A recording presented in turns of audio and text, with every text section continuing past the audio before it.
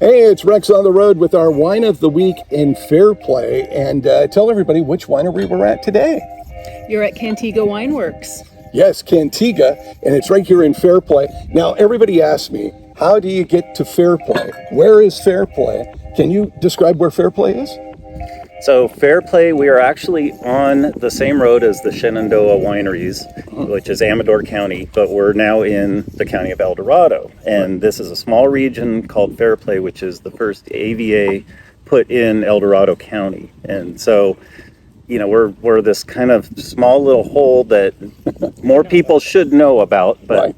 Well, that's why we're here. We're trying to get more people to know about Fairplay. You have, 25 to 30 award-winning wineries here that can compete with anybody, can compete with Napa, can compete with Sonoma. The wines are right up there with any wines made in California. And so that's what we're trying to do, is really spotlight.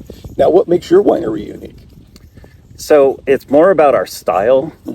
We do a very old world approach. We do minimal processing, so we try to keep sulfites low. We don't use malolactic on reds or whites. We don't use a lot of the chemicals or additives, colorings. So we try to keep things very clean. Don't want to use the word natural because it kind of has a different meaning today. Okay.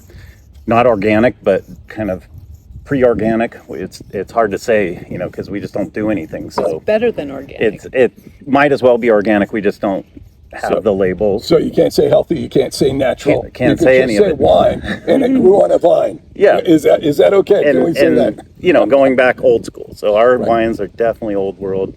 More of a European approach. They can age forever. No sugars. Great with food. So our whole feature is food and wine pairings and wines that can age for decades, even our whites. Okay. And that's with very, very, very minimal sulfites. Now, We can't say none, but it Right. probably is Or pretty very much level. none. Yeah, I was traipsing through the vineyard, hope you don't mind, and noticing that the grapes are already starting to change color. And I thought, wow, that seems a little early to me, but no, right on schedule. Right on Right on schedule. schedule. Actually, possibly a little late because of our rains that we had this year. So Okay. And so tell people in Fairplay where you guys exactly are. You said something about the first stop sign. So we call ourselves North Fairplay. We're off of Grizzly Flat Road, which is the north end.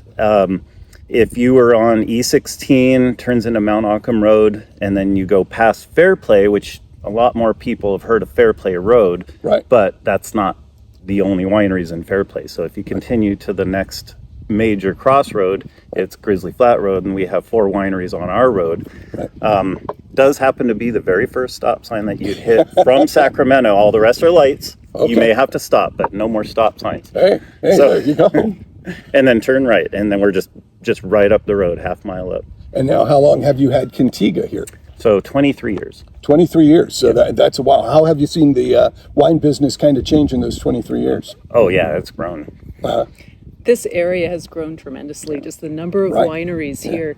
And also, I think the sophistication of the average wine drinker, too. Oh, definitely. Back when we started in the good old days with our classic style wine and trying to explain the concept of wine and food pairing, which is something we're really big on, people just didn't get it. Really? They just, Wow. I want to have what I want to have with this. But people are really starting to get into wine and food pairing and understand it and appreciate it and really apply it in their own kitchens. Right. And so we have a lot of fun educating people, giving menu ideas, serving beautiful little food pairings that people can see, wow, these ingredients will go great with this wine. And then they take the recipes home or come up with their own and share them. And then go, hey, now I know what to drink with that wine because I had it at Cantiga. Exactly. So that's great. You did bring out some food pairings for us today. Could you kind of go through those real quickly? Rich, go for it. Okay. Well, we have some aged manchego cheese here, some Spanish olives, and some dry cured chorizo.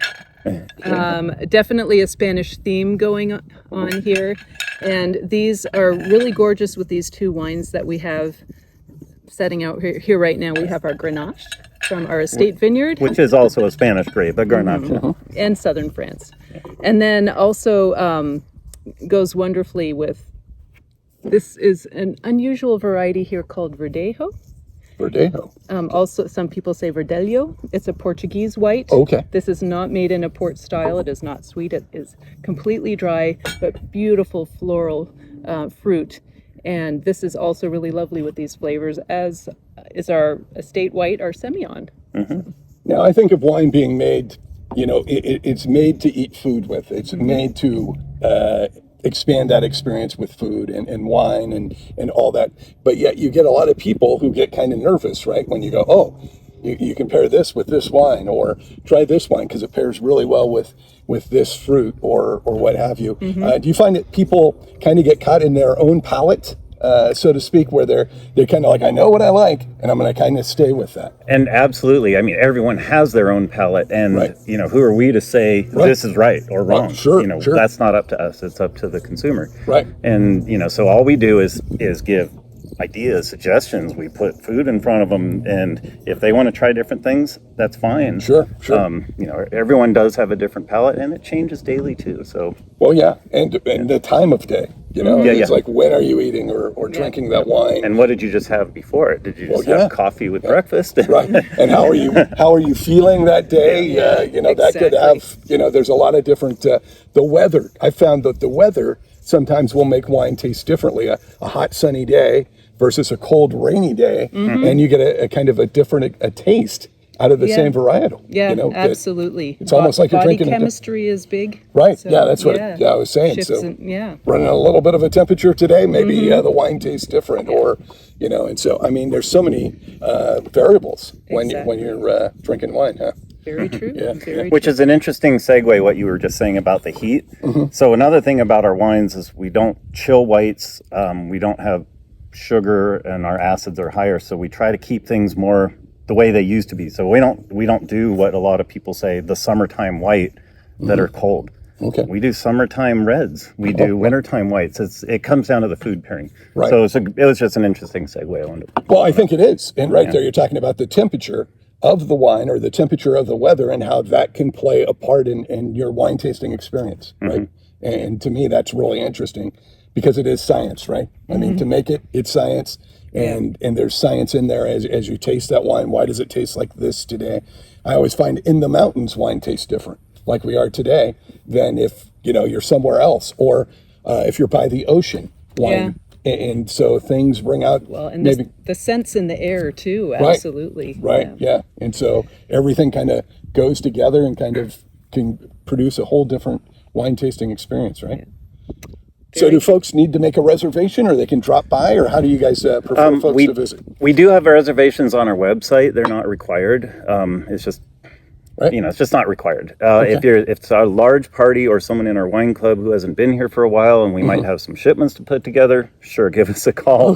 Jump on our website. Just, do the RSVP. But Sure. otherwise, not required, especially small groups. So a couple people coming in to do some wine tasting. we're and swing on kid by. friendly. We're friendly, pet friendly. Okay. On a dogs on a leash, Right. cat on a leash. We And do we're have a friendly with wine- humans too. Yeah. So that was really nice. So We have a winery cat. He's very friendly. Uh-huh. He is not particularly frightened of dogs, but Okay.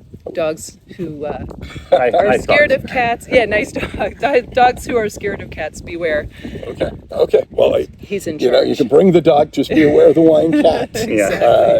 It can get dangerous there for a moment until they kind of figure out who each other are. Well, I mean, this is terrific. I love your vineyard. It's right in the back of us, right there. You're in the foothills. You're in the mountains, and It's a good life. yeah, not a bad way to make wine, huh? I mean, it works out okay. You've been doing it 23 years. Yeah. Wow, that's incredible. How did you become a winemaker? I mean, I guess that goes back to my childhood as, the child labor during our early times with my dad making wine in the Oh, garage. okay. Oh, there you go. So, kind of a second generation type of thing. Yeah. I mean, for a while, I didn't really want to have much to do with it. I came around You came back. You came back to wine. after a different career. So. Well, hey, we all have those different careers, and then you segue on to something else or come back to something else. Well, cheers. Thank you so much for having us up. Absolutely. Thank Thank you. you for coming up.